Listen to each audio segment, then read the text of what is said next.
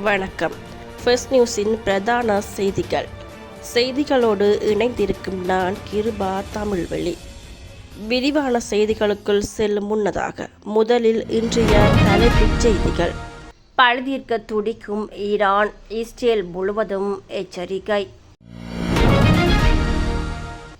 எரிபொருள் விலை குறைப்பிற்கு இடையாக கொள்கலன் போக்குவரத்து கட்டணத்தில் மாற்றம்.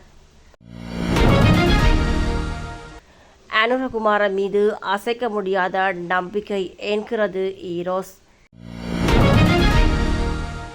சர்வதேச நாணய நிதியத்தின் உயர்மட்ட குழு விஜயம்.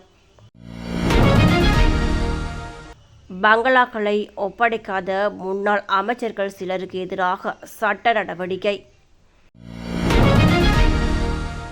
கனடாவில் அமலுக்கு வந்த விதிகளால் நிறுவனங்கள் அவதி.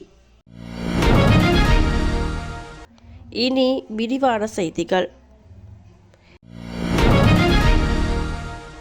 இஸ்ரேல் மீது நேற்றிரவு சுமார் 400 ஏவுகணைகளை வீசி ஈரான் அதிரடியான பதிலடி தாக்குதலில் இஸ்ரேலில் பல முக்கிய பகுதிகள் கடுமையாக பாதிக்கப்பட்டுள்ளதாக சர்வதேச ஊடகங்கள் செய்தி வெளியிட்டுள்ளன. இஸ்ரேல் முழுவதும் எச்சரிக்கை சைரன்கள் ஒலித்துள்ளதாகவும் சுமார் 180 ஏவுகணைகள் ஈரானில் இருந்து இஸ்ரேலை நோக்கி ஏவப்பட்டதாகவும் இஸ்ரேல் இராணுவம் தெரிவித்துள்ளது. இந்த தாக்குதலுக்கு பின் விளைவுகள் இருக்கும் என இஸ்ரேல் இராணுவ செய்தி தொடர்பாளர் டேனியஸ் கஹாரி கூறியுள்ளார். நாட்டில் நடைமுறைப்படுத்தப்பட்ட எரிபொருள் விலை குறைப்புக்கு இடையாக கொள்கலன் போக்குவரத்து கட்டணம் குறைக்கப்பட்டுள்ளதாக தெரிவிக்கப்பட்டுள்ளது.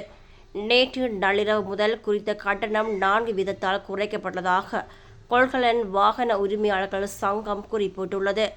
இது தொடர்பில் விளக்கமளித்த சங்கத்தின் தலைவர் சரத் மாஞ்சுலா, அரசாங்கம் எரிபொருள் விலையை குறைத்தால் ஒக்டோ டீசல் விலை 24 ரூபாயால் குறைக்கப்பட்டுள்ளதுடன் செப்டம்பர் மாதம் 10 ரூபாயினால் குறைக்கப்பட்டுள்ளது என்றும் குறிப்பிட்டுள்ளார்.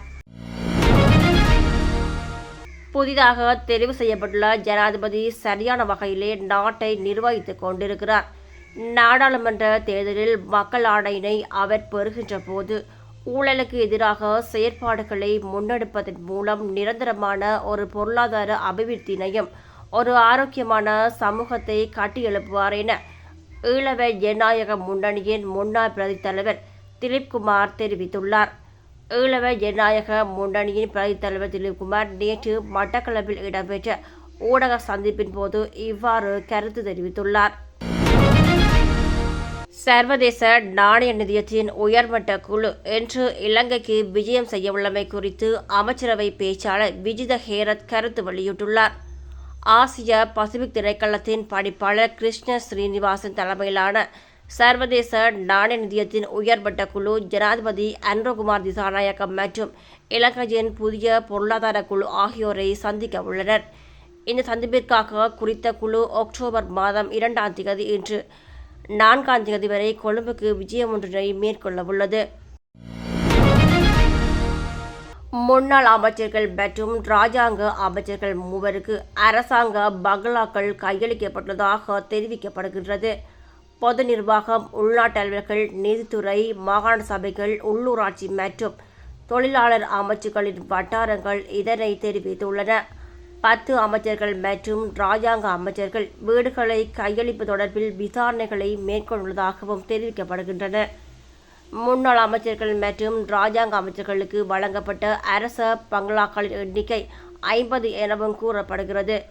பொது நிர்வாகம், உள்நாட்டு அலுவல்கள், நீதித்துறை, மாகாண சபைகள், உள்ளூராட்சி மற்றும் தொழிலாளர் அமைச்சு அனைத்து அரசாங்க பங்களாக்களையும் உடனடியாக ஒப்படைக்குமாறு முன்னாள் அமைச்சர்கள் மற்றும் இராஜாங்க அமைச்சர்களுக்கு அண்மையில் அறிவித்திருந்தது.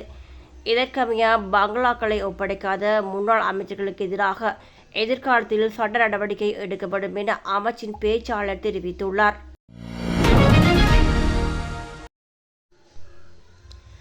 கனடாவின் பிரதமர் ஜஸ்டின் ட்ரூடோ கனடாவுக்கு வரும் குறைந்த ஊதிய தற்காலிக பணியாளர்கள் மற்றும் நிரந்தர குடியிருப்பு அனுமதி பெறுவோர் எண்ணிக்கையை குறைக்க திட்டமிட்டதாக தெரிவித்த நிலையில் கடந்த 26ஆம் தேதி புதிய புலம்பெயர்தல் விதிகளுக்கு சில அமலுக்கு வந்த நிலையில் குறித்த புதிய விதிகளால் பல நடைமுறை பிரச்சினைகள் உருவாக்கியுள்ளதாக தெரிவிக்கப்படுகிறது. இதுகுறித்து மேலும் தெரிய வருவதாவது, கனடா பிரதமரான ஐன்ஸ்டீன் ட்ரூடோ கனடாவில் எங்கெங்கு வேலையில்லா திண்டாட்ட வீதம் 6%க்கும் அதிகமாக உள்ளதோ அங்கெல்லாம் வெளிநாட்டவர்களுக்கு பணிகள் அனுமதிகள் வழங்கப்படாது என தெரிவித்துள்ளார். அத்துடன் பருவகால பழங்கள் பறிக்கும் பணி, கட்டுமானம் மற்றும் சுகாதாரத்துறைக்கு மட்டும் இந்த விதியிலிருந்து விலக்கு அளிக்கப்படும் எனவும் தெரிவித்துள்ளார். இத்துடன் எமது பிரதான செய்திகள் நிறைவடைகின்றன. தரமான செய்திகளை உடனுக்குடன் தாமதமின்றி தெரிந்து கொள்ள தொடர்ந்தும் எம்மோடு இணைந்திருங்கள். நன்றி.